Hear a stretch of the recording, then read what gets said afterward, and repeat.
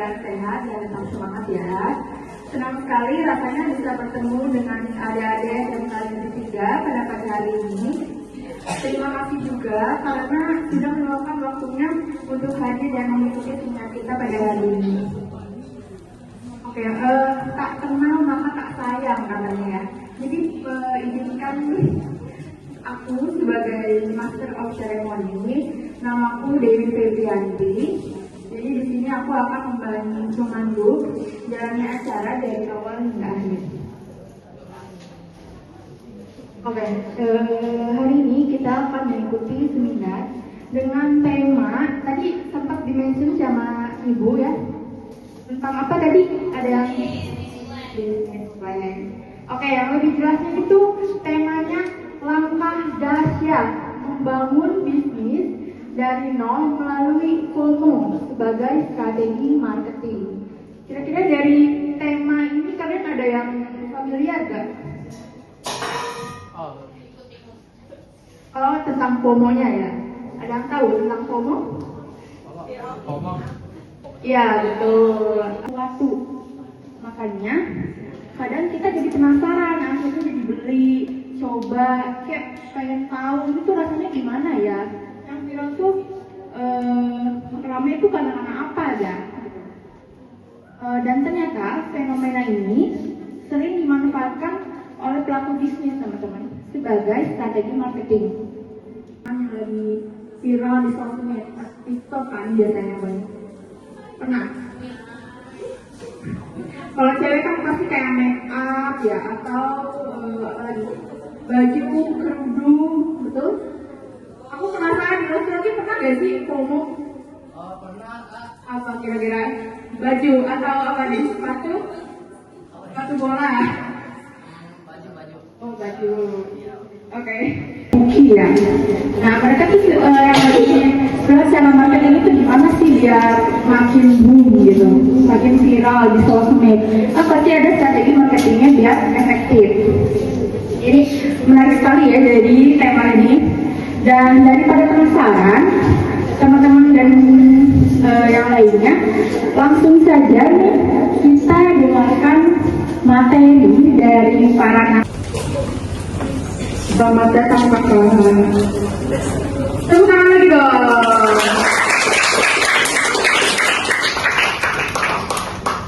Silakan. Assalamualaikum warahmatullahi wabarakatuh. Waalaikumsalam warahmatullahi wabarakatuh. Allahu Akbar. Yes.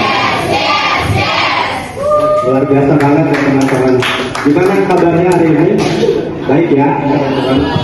Oke, sebelum masuk ke materi yang akan kita bahas, mungkin di sini akan sedikit perkenalan dulu ya. Perkenalkan, nama saya Erianto atau teman-teman bisa panggil saya Kak Eri. Ya, di sini saya sebagai narasumber dan di sini saya enggak sendiri ya, tapi ditemani sama teman saya.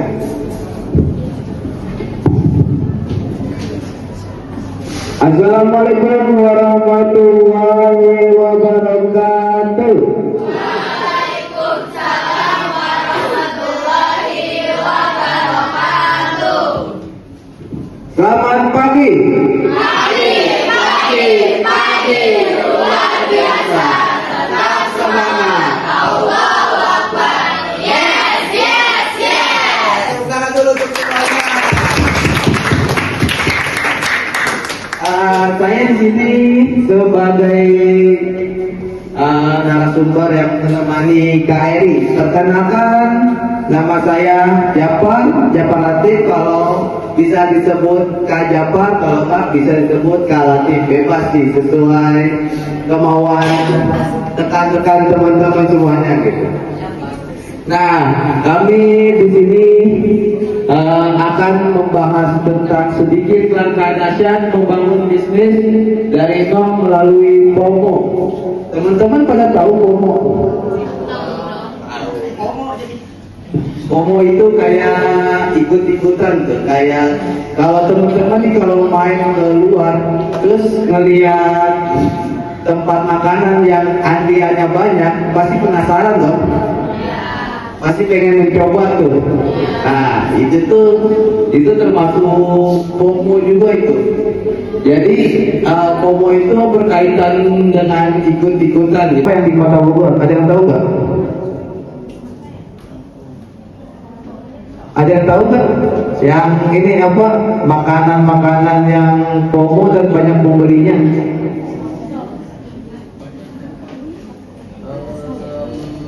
Nggak ada yang tahu nih. Pernah pada makan gacoan nggak? Gacoan. Ya, mie gacoan. Pernah?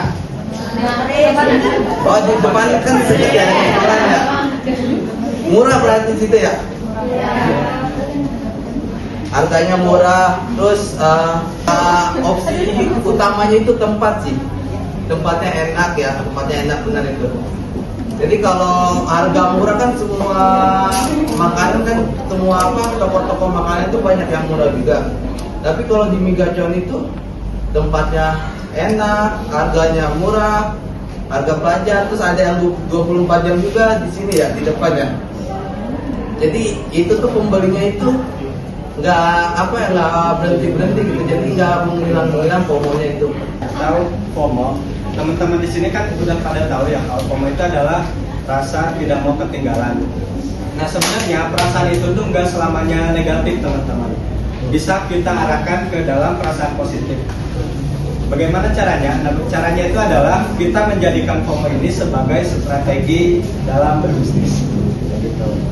Nah terus gimana sih caranya kita bisa menggunakan FOMO ini sebagai strategi dalam bisnis?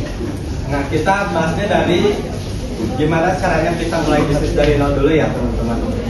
Nah, boleh angkat tangannya. Oh gitu, bagus dong ya. Jadi gini teman-teman, saya jelasin bisnis secara umumnya aja ya, biar teman-teman ada gambaran. Mungkin teman-teman di sini juga udah pada tahu. Jadi kita sama-sama belajar aja ya. Nah, gimana caranya kita bisa mulai bisnis dari nol tanpa modal? Maksudnya tentu kalau misalkan kita mulai bisnis tanpa modal itu nggak bisa. Tapi di sini modal itu secara arti pabrik, nah kayak gitu. Terus di sana pasti di jam makan siang bakal ada keluar masuk orang dong untuk istirahat. Nah itu adalah peluang teman-teman buat teman-teman bisa memulai suatu bisnis. Terus contoh lain, kalau misalkan di daerah teman-teman ada tempat wisata, terus tempat wisatanya itu masih kurang familiar di orang, masih belum terkenal lah.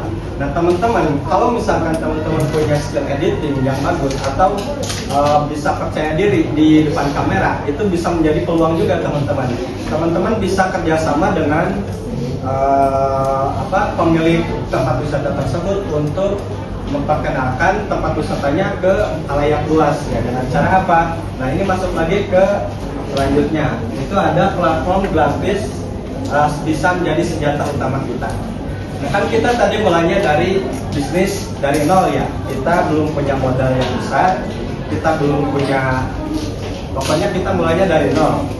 Nah karena kita akan mulai dari nol, kita itu bisa menggunakan platform digital yang gratis teman-teman. Kan di era sekarang itu pasti teman-teman udah nggak asing lagi yang sama TikTok, Instagram, sosial media lah pokoknya kayak gitu ya. Nah itu tuh bisa menjadi senjata gratis buat kita memulai bisnis teman-teman. Contoh kita balik lagi ke kasus yang tadi nih, ke yang tempat wisata yang seperti itu. Nah teman-teman kalau misalkan punya skill editing yang bagus, itu bisa membuat konten untuk mereview suatu tempat yang tadi, tempat yang sepi, kemudian dengan konsisten, saya yakin teman-teman bisa menjangkau khalayak luas tentang konten teman-teman kayak gitu.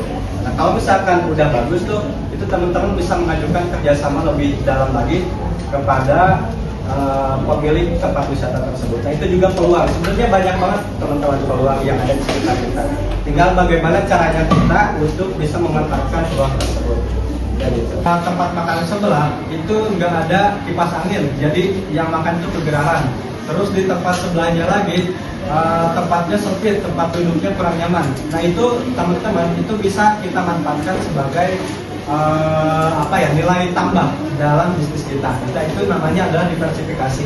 Misal di tempatnya teman-teman itu punya ada free wifi atau tempat kursinya nyaman atau ada kipas angin, nah itu adalah diversifikasi teman-teman. Jadi bisnis teman-teman itu punya nilai tambah lebih dibandingkan dengan bisnis-bisnis yang lain kayak gitu teman-teman. Jadi kalau semisalnya kita buka platform, punya platform ini ya bisnis. Nah itu tuh strategi pihak Shopee juga itu tentang ini mengenai psikologi kita biar kita banyak belanja di tanggal tersebut, karena di tanggal tersebut di tanggal tersebut sama di tanggal yang lain itu berbeda pembelinya. Jadi kebanyakan itu pembelinya itu di tanggal-tanggal tertentu. A few moments later.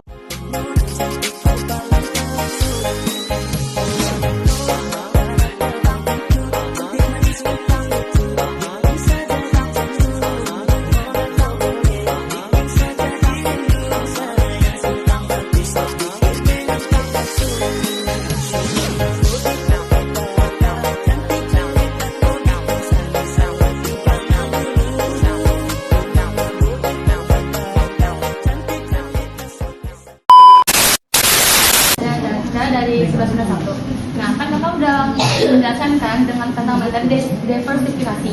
Nah, ketika ada bisnis lain yang mempunyai karakteristik plus dan minus seperti yang punya kita, kan kita kan bingung lagi kan buat kayak ini dia punya kayak kita nih. Nah, sama banget sama kayak kita. Kita nambahin lagi plus lagi yang buat kita, tapi dia juga kayak ngikutin lagi nih. Nah, terus gimana cara kita agar pelanggan itu tidak hilang, tidak kabur, diambil oleh bisnis lain, agar kita tidak rugi gitu. Ada lagi kan? Dah. Makasih diversifikasi. Terus bisnis sebelahnya itu kita niru-niru lagi. Nah kayak gitu teman-teman. Mungkin ya yang bisa kita lakukan itu adalah gimana caranya kita mempertahankan pelanggan yang ada di tempat kita. Ketika tempat sebelah mungkin bisa meniru apa yang ada di dalam apa kelebihan kita itu bisa ditiru oleh kompetitor sebelah. Tapi ketika pelanggan sudah nyaman dengan satu tempat, kita itu bisa mempertahankan pelanggan tersebut. Gimana caranya? Caranya adalah kita tetap memberikan pelayanan yang ramah atau kita bisa menjaga nilai-nilai produk kita tetap konsisten. Contoh ketika kita kita menjual makanan, rasa yang kita berikan itu tetap sama dengan apa yang kita jual sebelumnya. Terus ketika ada bahan baku naik atau seperti teman-teman sudah tahu ya di Indonesia sekarang tuh mungkin ada kenaikan rupiah dan itu ngaruh banget ke bahan baku. Nah, itu gimana caranya supaya bisnis kita atau apa yang produk yang kita jual itu bisa bertahan dengan harga yang sama? Itu teman-teman bisa mungkin hanya produk tetapi nilai ya teman-teman atau cerita yang ada di dalam bisnis teman-teman kayak gitu. Kalau misalkan saya ambil contoh dari konten review mungkin ya yang lebih gampang. Kalau misalkan konten review kan udah banyak tuh. Kita mau niru konten review yang ini udah ada, konten wisata udah ada. Nah itu gimana caranya supaya kita bisa bertahan? Itu kita kasih pembedanya dengan cara misal orang lain itu cuma mereview tempat aja. Nah kita itu bisa dengan cara mereview edukasi atau kita bisa memberikan edukasi gimana caranya kita bisa survive di hutan misal kayak gitu. Itu adalah salah satu pembeda yang bisa teman-teman lakukan. Begitu sih. Cara mempertahankan bisnis yang dimulai dari FOMO. Mempertahankan bisnis yang ikut mulai dari FOMO. Nah, jadi teman-teman sebenarnya kuncinya itu adalah konsistensi ya. Ketika kita mulai suatu bisnis ya, kita itu harus mulai konsisten. Nah, bagaimana caranya kita bisa konsisten? Teman-teman, ketika teman-teman akan mulai suatu bisnis, itu teman-teman harus punya tekad yang bulat ya. Terus ada tujuan pasti yang teman-teman ingin capai. Kenapa teman-teman ingin memulai suatu bisnis tersebut? Nah, ketika teman-teman sudah mempunyai tujuan yang pasti dalam menjalankan bisnis, itu teman-teman pasti akan ada rasa konsistensi dalam dirinya. Nah, itu harus dipertahankan agar terus bisnisnya tetap berjalan. Karena dalam menjalankan suatu bisnis ya, tentunya nanti di kemudian hari itu akan ada beberapa ujian atau gangguan dalam bisnis teman-teman. Nah, itu di dalam gangguan tersebut itu bagaimana caranya teman-teman bisa survive, ya bisa mempertahankan bisnis tersebut kan. Terus gimana caranya supaya bisnis FOMO ini itu bisa bertahan, karena kan FOMO itu kita tahu sendiri ya teman-teman, dari tahun ke tahun itu pasti ada FOMO terus menerus, dari tren yang baru terus baru lagi, tahun baru lagi kayak gitu. Nah gimana caranya kita bisa bertahan? Caranya adalah kita bisa mengikuti FOMO dari tahun ini ke tahun yang lain, itu tetap kita bisa ikuti teman-teman. Terus seperti yang saya jelasin tadi ya, itu supaya bisnisnya itu bertahan, itu teman-teman bisa mungkin memulai diversifikasi lagi ya, atau inovasi baru. Jadi ketika FOMO yang ini tuh udah reda, itu teman-teman bisa ngulik lagi tuh gimana caranya FOMO yang ini tuh bisa terus bertahan di FOMO selanjutnya kayak gitu.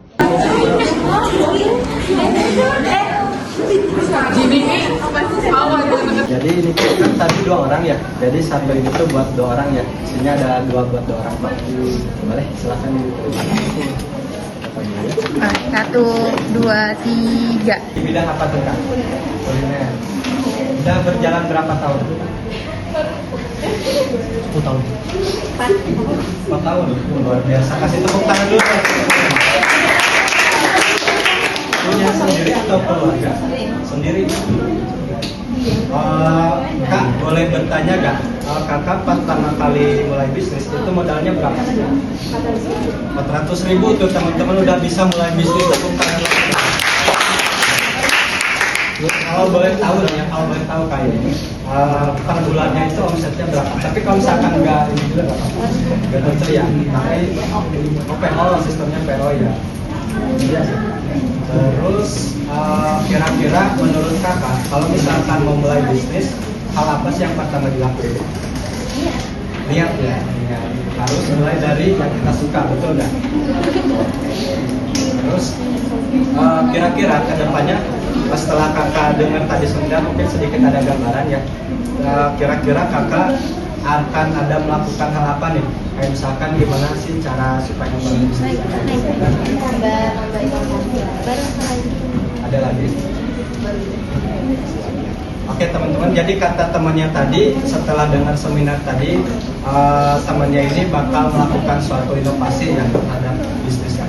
Oke, mungkin kita doakan sama-sama ya, semoga bisnisnya kakak ini bisa lancar.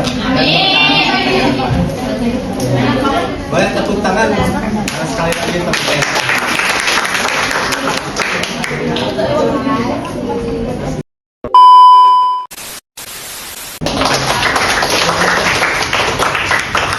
Oke, mengenai materi yang tadi cukup menarik ya, sangat menarik dan semoga bermanfaat bagi teman-teman nanti dan menambah wawasan teman-teman terkait bisnis atau sebagai strategi marketing. Tepuk tangan semuanya.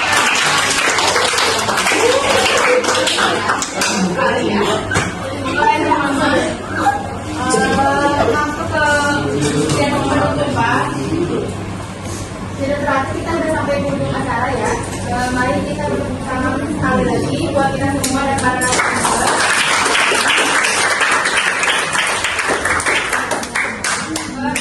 Juga kepada para peserta yang telah mengikuti kita dengan penuh semangat dan antusias. Semoga materi yang telah disampaikan para narasumber kita dapat menambah wawasan teman-teman mengenai dunia bisnis dan pemasaran. Kami berharap ilmu yang diperoleh hari ini dapat menjadi inspirasi untuk terus belajar, berkreasi, dan berani memulai langkah menuju dunia bisnis. Selamat kepada para pemenang dan terima kasih kepada seluruh peserta yang berpartisipasi. Saya selaku pembawa acara mewakili seluruh panitia, mohon maaf apabila terdapat kekurangan selama kegiatan berlangsung. Saya Dewi Febrianti, pamit undur diri. Wassalamualaikum warahmatullahi wabarakatuh. Waalaikumsalam warahmatullahi wabarakatuh. Selamat pagi.